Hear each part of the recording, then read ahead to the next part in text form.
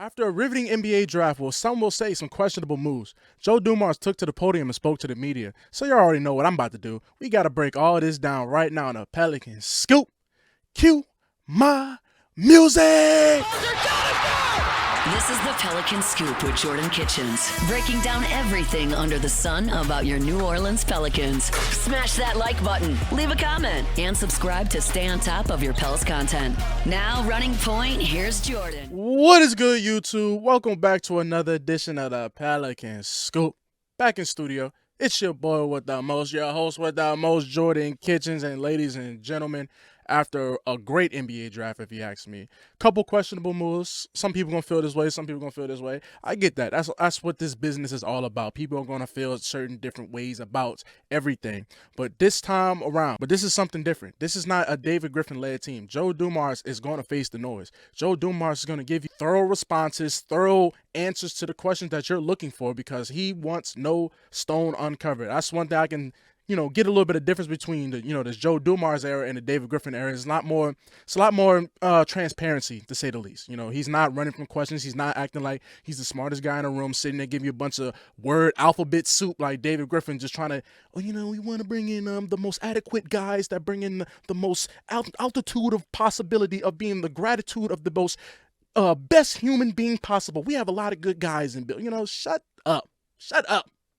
Joe Dumars is not doing anything of those sorts. So, ladies and gentlemen, it's going to be a long video. So let's start off with the first clip, Joe's opening statement. Good about the night. Actually, we really feel good about the last 48 hours, to tell you the truth. Look, one of the things you want to do is when you're building out a team is whenever you have these tentpole moments, draft, free agency, trade deadline, it's an opportunity for you to make a statement about who you are as a team, what you're going to be, really to define yourself. And so with the last 48 hours, we're really just trying to define who we are and the type of players we want to bring in. These two young guys tonight, it's crazy because we felt like we were going to have to choose between these two guys the entire night. And so to end up getting both of them was just really exciting for us. We thought there was a chance that we could end up getting both of them, but you never can tell with so many teams moving around. So very happy tonight, very happy to have these two young men, and we think that they're going to be great additions to the Pelicans. So Joe just starts it off basically letting everybody know that these were the guys they wanted. They targeted fears. They wanted Derik Queen bad. I mean, everybody knew they wanted Derik Queen bad. I literally told y'all Joe Dumars was drooling over Derik Queen's workout. So the fact that Joe Dumars felt like his scouting department, that this new scouting department he's brought in with Troy Weaver, that he feels like these guys have done their research, they have had no stones uncovered, and they went and identified the guys they wanted, and went and got it. And I respect that because Joe Dumars came in here and told y'all what he was going to do. That's why, a lot of people are, you're being aggressive and you're taking The man told you what he was going to do. He says, I'm going to come in, I'm going to shake the roster up, and I want this to be, I don't want complacency. Like, this team has been complacent the last couple of years. I want to go get it. I want to go try. And I respect that. I ultimately respect that. So, speaking of going on to go try it, so the next question they asked Joe, there was like, what were your thoughts of trading with Indiana to get that second pick in the draft? The Pelicans did not have a second first-round pick. They had Indiana's first-round pick next year because of the Brandon Ingram trade. So, what was Joe's intentions of making that move and where his mind was? Did he originally always want to have, Derik Queen and Jeremiah Fear? So this is what he had to say. Wanted and you thought that gave you the best chance to get both? Not necessarily like that, but what I did think was that if we're going to have a chance to make a move up, we need another asset. And so let's go ahead and get this asset now. Now look, when you do that, here's what you have to know. If you get stuck at 23, you better have a handful of guys you like there. And we did. And we were just watching the board and watching who was going off, and we were like, yeah, we would have got one of those guys. So we liked the guys at 23. But, yeah, sometimes when I got here, we had just the seventh pick, right? And so I'm like, we don't have enough assets to move around during the draft. So, yeah, we had to get that asset, put it into this draft, and hope that we had a chance to do what we did tonight. And one thing in particular that sticks out to me with that is that Joe, he's covering his bases. He's covering his bases. He said, if you get stuck at 23, if you can't find a way to move up, you better be damn sure you got some guys ready to go that's going to be there. Because you don't want to sit there and look foolish sitting on your thumb and pick 23 comes up and you're scrambling trying to pick a guy up you haven't done no research on, you haven't brought him in for a visit, you haven't brought him in for a workout. Joe said, no, if we're going to be stuck, we're going to have players to go. So that's one thing I like about his approach and letting us know about his approach is that, we're going to start moving steps ahead. This is not just a reactionary business that we're in. Like, oh, we feel this type of way, so we're going, no. Joe's saying, look, we had a handful of guys, we had a pool of guys, and we saw who got picked up at around 23 around those. So it's like, those are one of the guys we had on the list. So I respect that. And I like the open honesty about that. And honestly, I just like this approach. Look, I know it sounds like I'm just drinking a lot of the Joe Kool-Aid.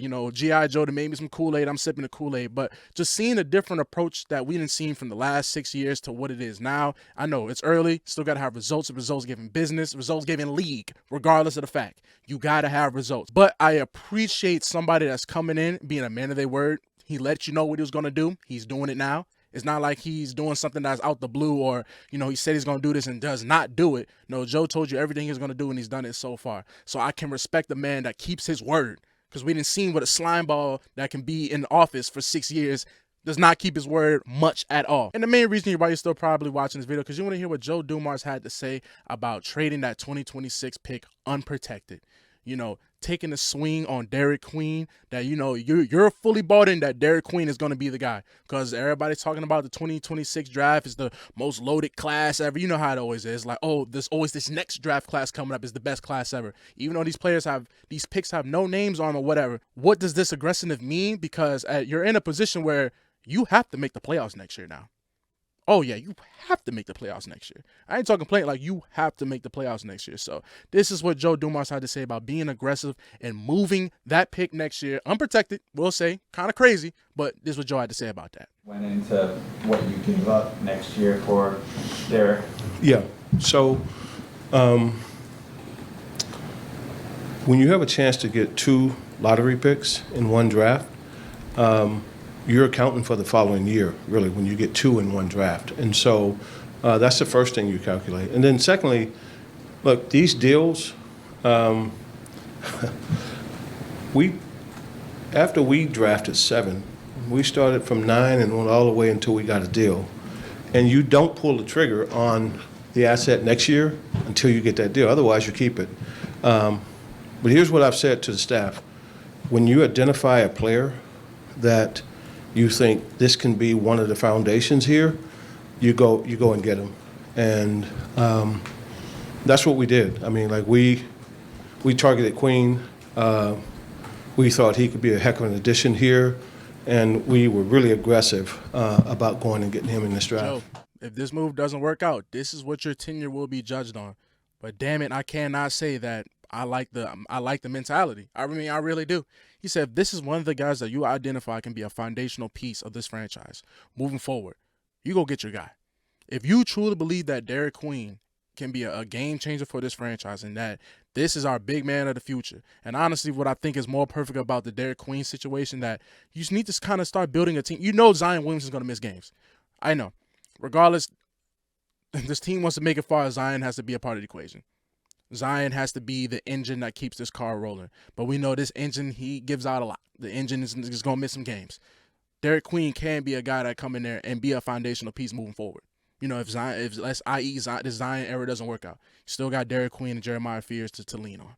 So I get it. If you feel like this guy is a foundational piece to what you're trying to build and what you're trying to, build a team that's kind of resistant without Zion, that can over here withstand the impact of having number one going to have to miss some games. It's just what it is. It's what it is in his tenure.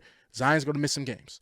So I do like the idea, and I do like that he's like, we're covering our bases. We're not just out here willy-nilly just doing anything and everything. But I will say this, Joe. It's a gamble.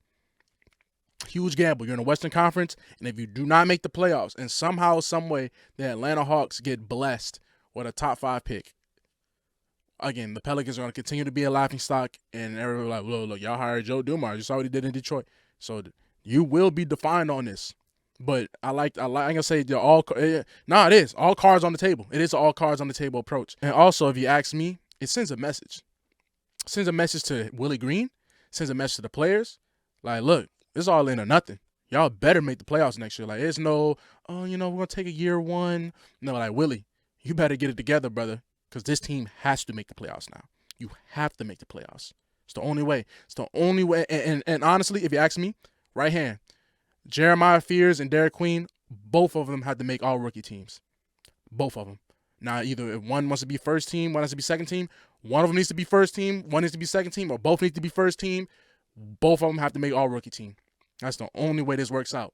Only way. If you ask me, that's my opinion. If y'all, whatever, get down in the comments. I know where to find me. But keep it moving. We're going to talk about Jeremiah Fears and the idea of drafting a point guard, i.e. there's no DeJounte for the foreseeable future at the moment.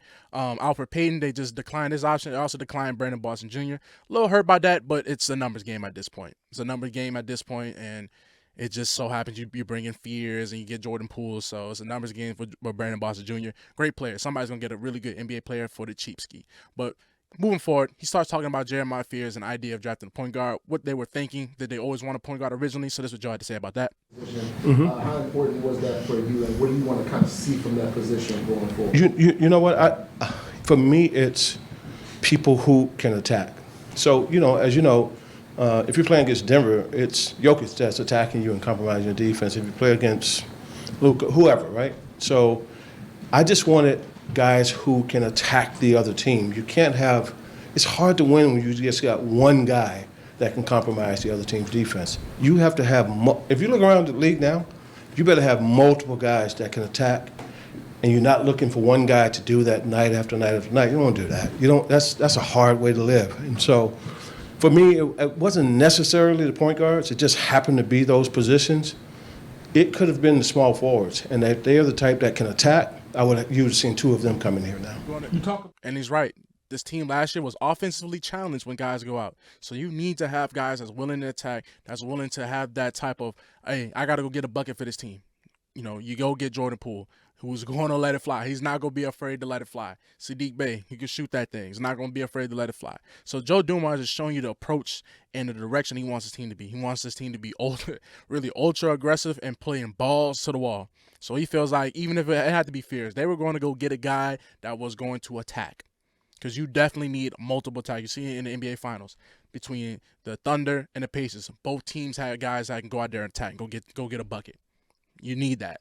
So I like that approach. I mean, I'm just being honest, guys. I really just like the approach with this draft. All right, it's not really many gripes from me. Until these boys start playing, there's not going to be many gripes from me because Joe, he's been honest with us. He let us know what he was going to do, and he went out there and actually did it. He really went out. He said they were going to be aggressive. They were going to shake the roster up, and he's done that.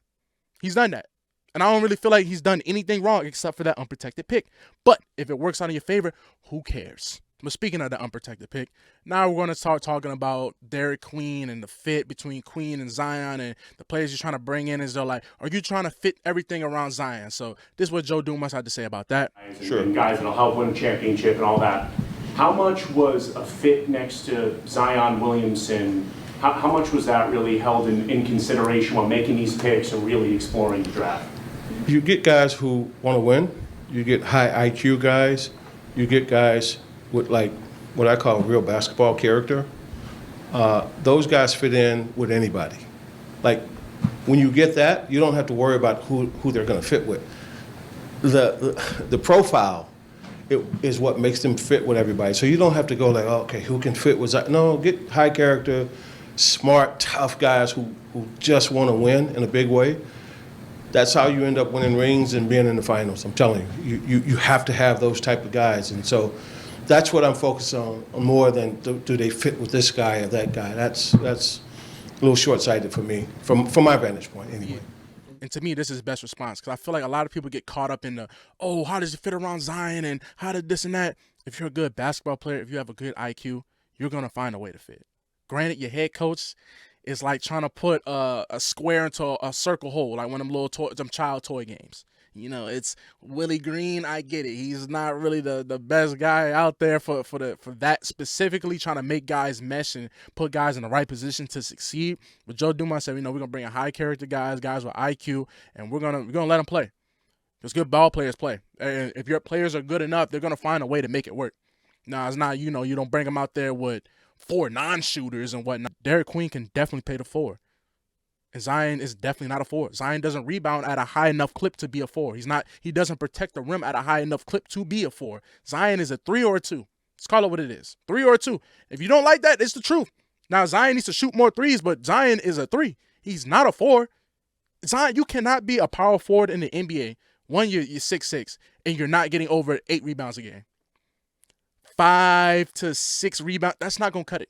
It's not going to cut it at the power forward spot, especially in the NBA where you got 6, 10 guys on the wing going to the paint all the damn time. That's not going to work. And Joe spoke about that, about how this direction of the NBA having 2 versatile bigs and having multiple big men. It's the big man era of the NBA. So Joe Dumars spoke about that was his approach with getting a Derik Queen and adding that to a Misi, Carlo, and all that. So Joe Dumars spoke about that. We're seeing today a lot of his teams going double bigs. Yep. How much do you kind of see Derik fitting into that? Oh, absolutely. We talked about that a lot, man, about him and Misi and Carlo, and it's imperative now that you have to have bigs. And I'm not even sure we're done adding bigs because you need big bodies now. You look at any of these teams right now; they're running 2 bigs out there, and if you can't match up, you're in trouble.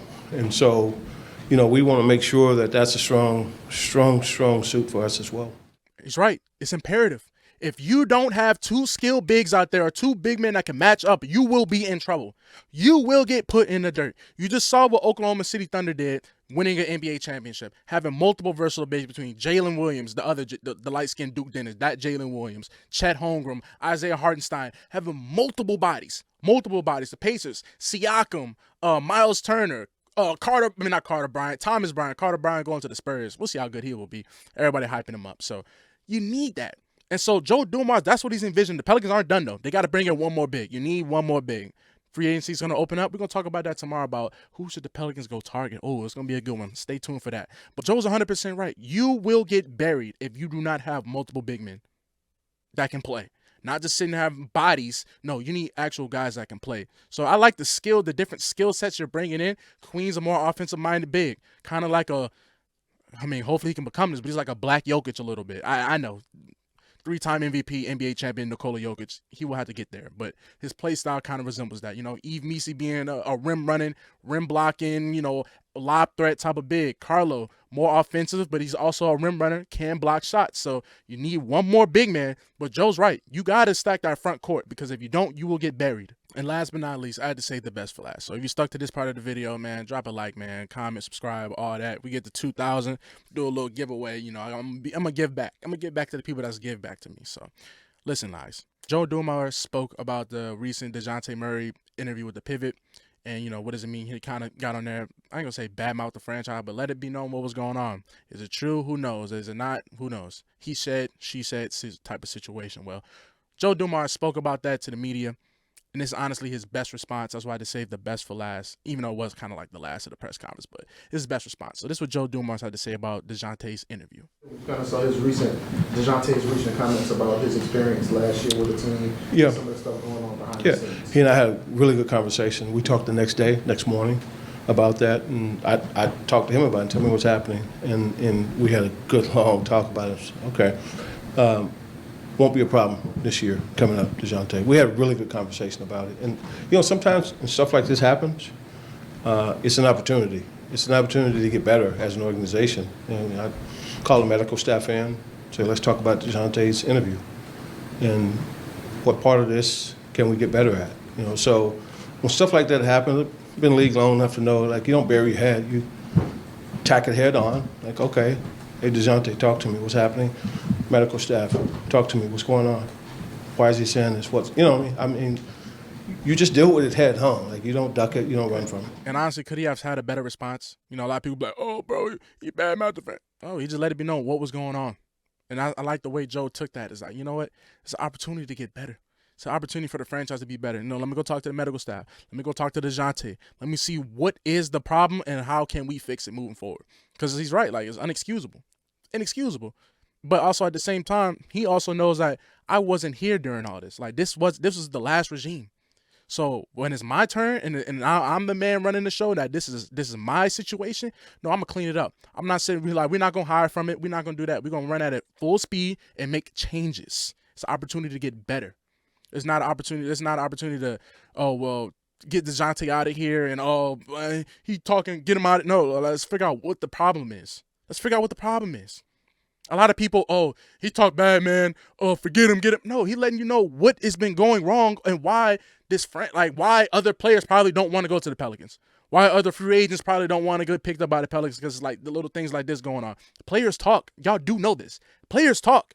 Players and agents talk all the time, constantly in communication. So I like how Joe Dumars, instead of being like shutting it out and, dismissing it and saying, oh, it's going to get handled behind doors, he's open, letting you guys know, no, we're going to figure this out. I didn't talk to the medical staff. I didn't talk to DeJounte.